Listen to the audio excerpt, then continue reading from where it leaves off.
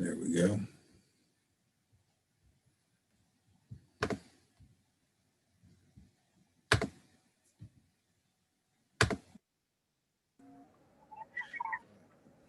Now I can make talk or listen until the hosted meeting. You are muted. Hello. Okay. So as I was saying, now I'm live on YouTube and this is being recorded. So the last night I had a discussion with Chase McDougall. He was telling me about the wolves of Vinland, how they're on point with a lot of the things they're doing. I think really though, I want to start with the idea. Let's establish the idea that normal conscious thought is by no means an objective or realistic perception of reality. It is a highly structured, hothouse produced train of thought supported by religious symbolism and has been for a long time. We are all conditioned to think a certain way. Now, everyone that has come into Asatru has begun to challenge the conditioning of that thought. We are beginning to ask the questions, not along the lines of Nietzsche, who said that God is dead and we would have to create our own, but more along the lines of Jung, who said that these things were a part of a body of knowledge deeply ingrained within us and had been for as long as man has existed. Concepts and ideas that we know exist but cannot conceptualize. We call them gods or goddesses. They affect, they influence our lives. They guide us. They challenge us. They represent those ideas that help us to create a culture. Many of those cultures are under immense pressure to be eradicated, to be supplanted with other ideas that may not necessarily be the most conducive to the well-being or the growth of the individual. Now, how do we begin to figure out just exactly what is pulling the strings in our life that gives us the desire to move forward, or the desire to stay still, or the desire to expand our horizons and our boundaries? Well, in our case, we begin looking at these ancient tales. We begin to study the history. I've spoken many times about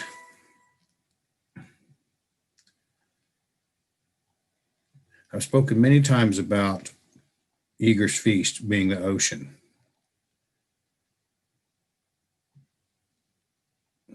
And the fact that it took place in the ocean. And what does the ocean represent? I've said it is a grand spiritual horizon. But the reality of it is, for us, it is a vast unknown. It is something we cannot begin to comprehend. It is full of creatures that will buck and devour us and tear us apart. It is beyond the edges of our imagination. And as we dive into this, we find ourselves much like Eager Feast. All of the structured thoughts that we've had about life, represented by the God sitting at the table, are challenged by this trickster, by that one negative thought that all too often has the ability to capsize any forward progress we might have. That creates an immense amount of fear. Give me just 1 second, because I've got to fix this.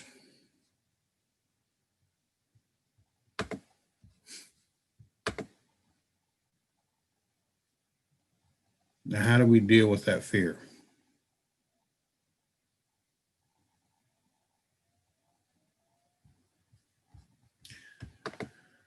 Well, we use faith. We use the example of the gods, but we also become confident in ourselves.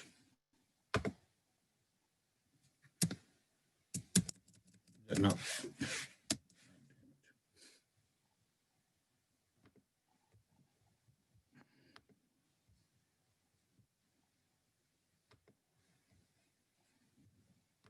sorry about the delay, guys.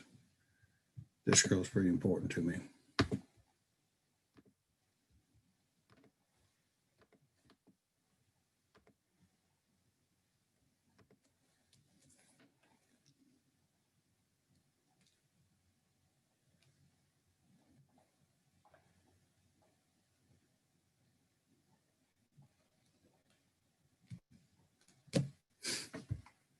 So where was I? Well, I was back in the ocean talking about one negative thought will fuck up an entire train of positive thought processes once you begin to venture out into the unknown. And to venture out in the unknown, to jump into those realms of chaos that are necessary for us to begin to understand who we are. What's the pattern in that? What does that look like? Well, Eager's Feast is a part of that. Eager's Feast is a real literal idea. It's almost like Jonah being swallowed by the whale. The depth of our particular lore takes that a step further than trying to figure out some Christian stuff they stole from somewhere else, that they stole from the Sumerians or the Egyptians. It's a real, true, literal kind of laid out explanation that once you begin to, the beginning of Eager's Feast is that Odin, he set Mary as boyhood. He set Mary as boyhood on the mountain. So, as I said, at the beginning of Eager's Feast, he set Mary as boyhood. And Shanae, the start of this is the thought that the thing we call normal consciousness is by no means an objective observation of reality. What we are using as normal consciousness is this highly cultivated, hothouse produced train of thought guided by religious symbolism. All of us that have come into Also True have begun to challenge that. Not in the way Nietzsche says that God is dead, but in the way Jung says that aspect of you, the deep primordial guiding principles, are a part of you. It's up to us to uncover them. And how do we uncover them? Well, as I was saying, one of them is Eager's Feast. Odin set he sat on the mountain, Mary his boyhood, till soon blinded he seemed.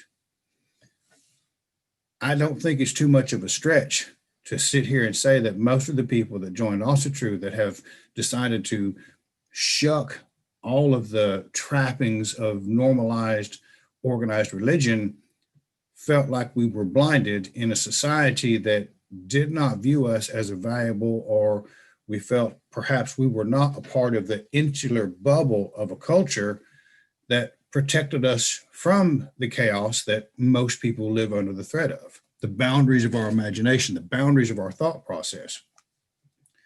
Odin takes his host, he takes all the gods and goddesses down to feast in the ocean. And for us, the ocean is a huge, unknown, vast space full of monsters that will eat us and devour us. Every bit as wild as outer space, hostile to our very existence. We can't breathe, we can't walk, and there's shit down there that'll tear us apart. And yet that is exactly where they go to indulge in a feast. And as we begin to jump off into this vast spiritual ocean, we find ourselves in uncharted waters.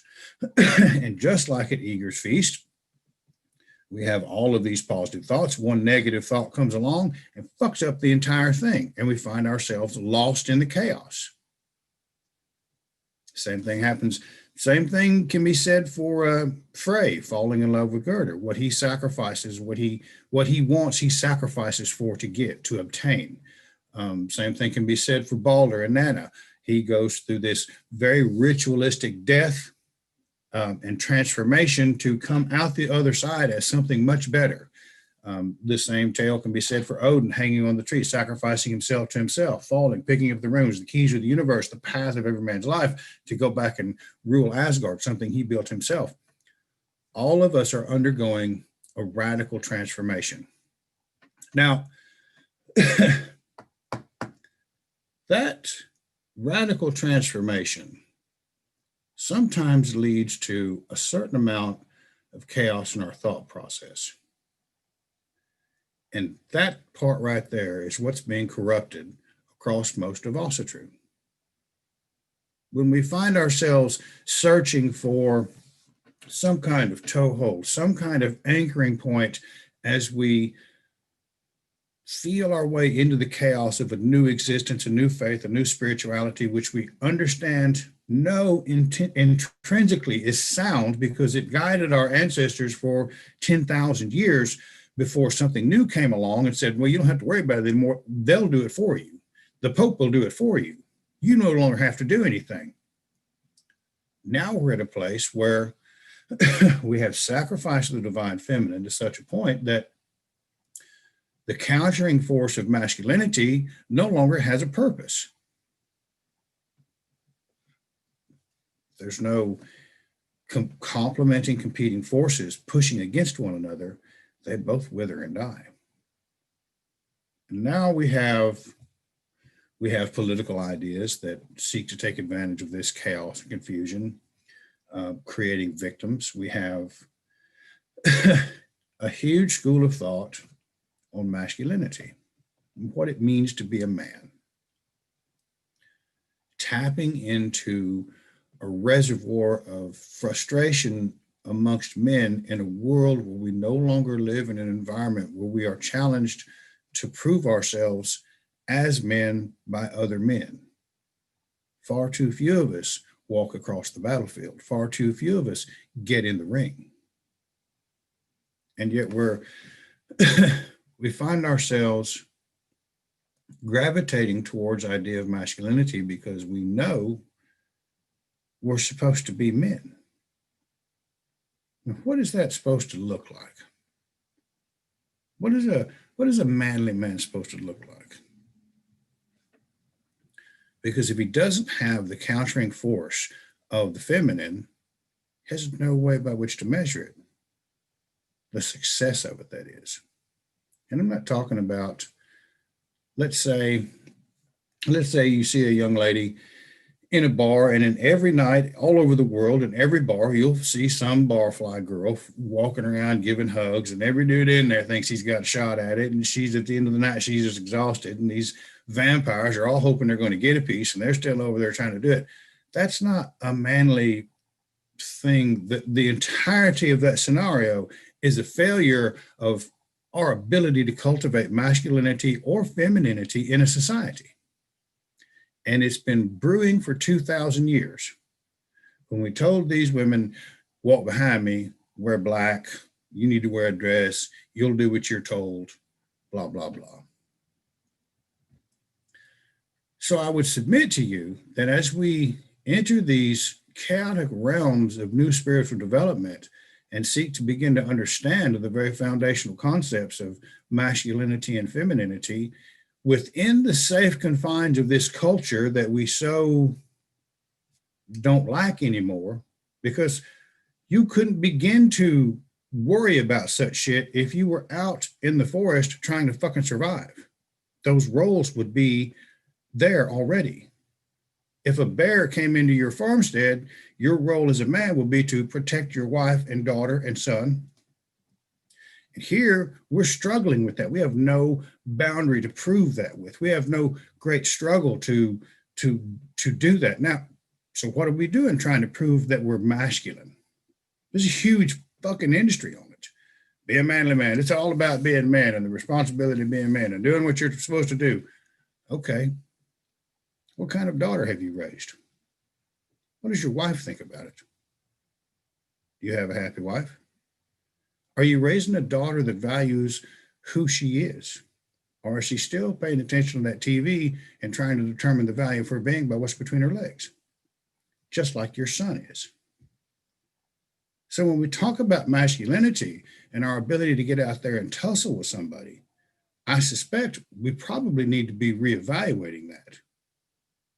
Because that's the kind of thing, that kind of manipulation right there is more corrosive to our ability to cultivate this faith and build it into something worthy of recognition at the table of the spiritual traditions of the world than just about anything else I can think of. People aren't going to like that, and I really don't give a fuck because that's our challenge.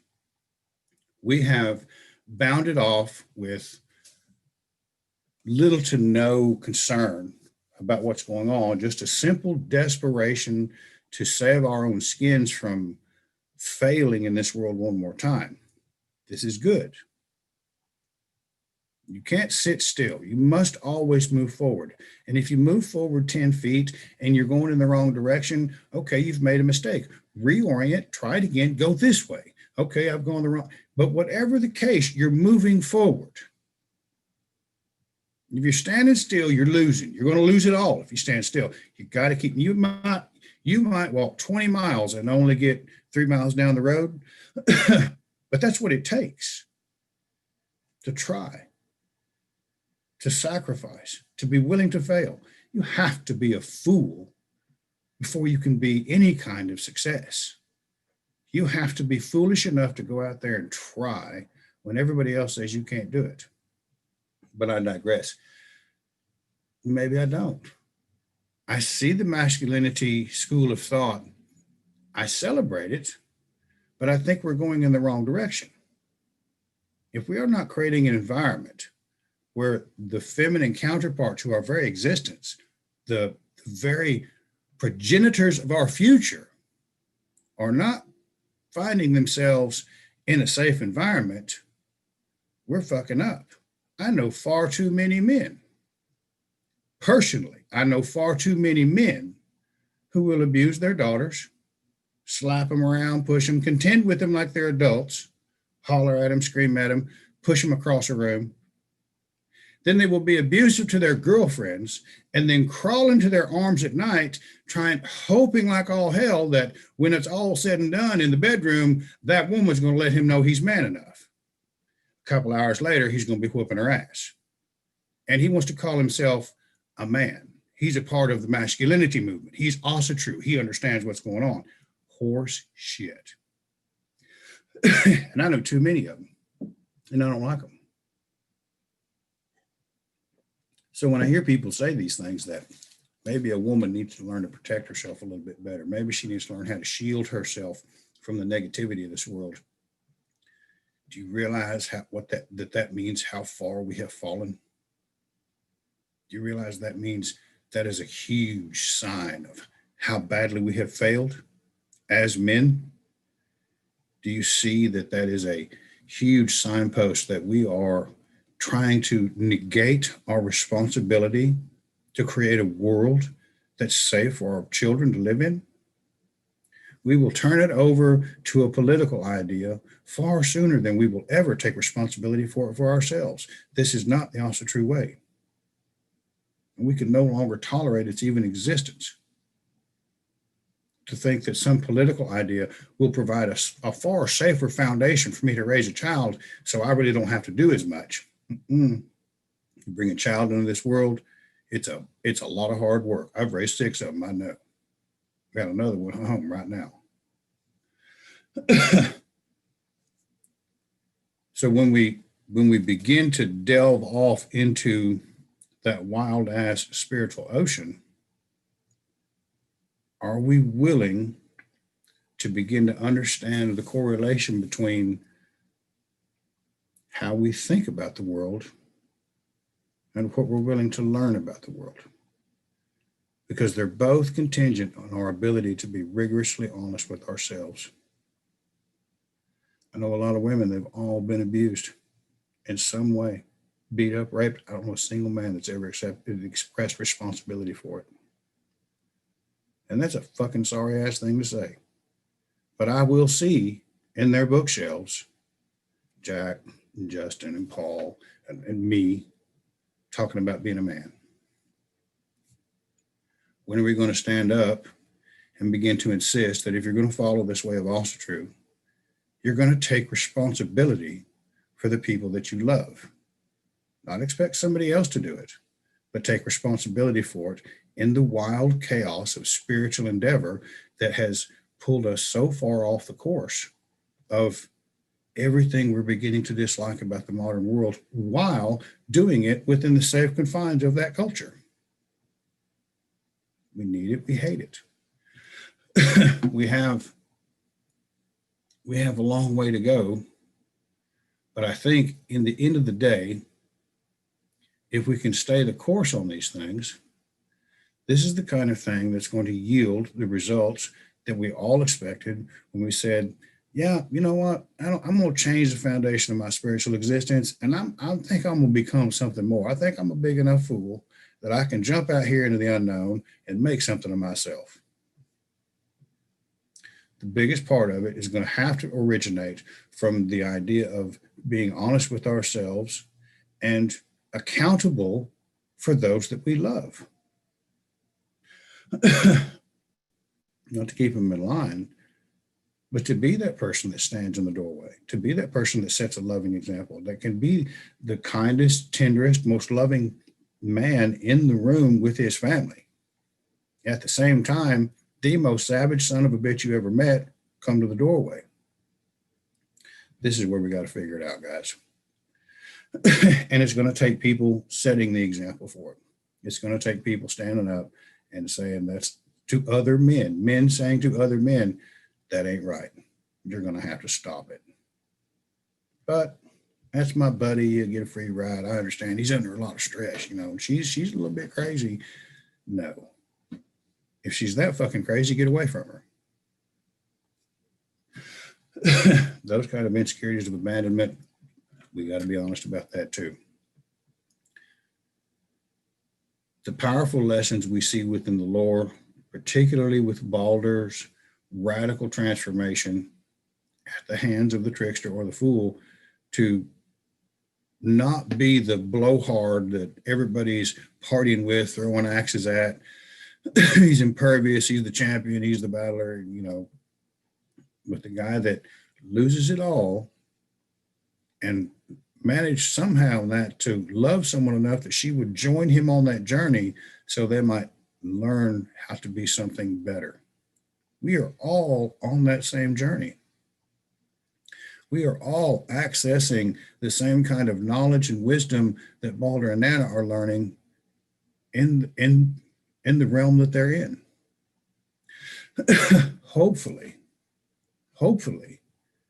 even though we're going here and then going over here and then going over here, all to get over here, hopefully we will come out the other side with the same kind of hope and promises that Baldur and Nana see when they return after the society consumes itself at Ragnarok. That's really all I have for tonight, guys. Just some thoughts.